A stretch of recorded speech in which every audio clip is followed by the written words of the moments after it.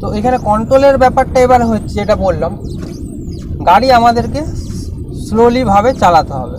High রোডে যদি চালান 60, খুব হয়তো বৃষ্টি এখন থেমে গেছে, এই পজিশন হয়তো 70, খুব জোরের বেশি নয়।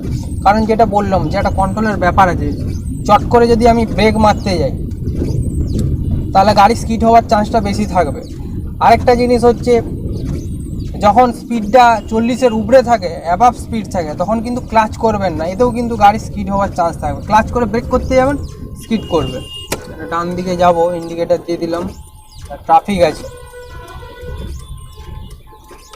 ডান দিকে যাব, দেখতে পাচ্ছেন ট্রাফিক আছে। এখানে আমার পায়ের পজিশনটা আপনারা দেখতে পাবেন। দেখুন ফটাফটা বৃষ্টি পড়ছে, আমি কিন্তু ওয়াইপার ব্লেড কন্টিনিউ চালিয়ে রেখেছি, কারণ এটা বন্ধ করিনি। ওয়াইপার ব্লেডটা বন্ধ করা মানেই সঙ্গে সঙ্গে কাজটা ঝাপসা হবে, তাই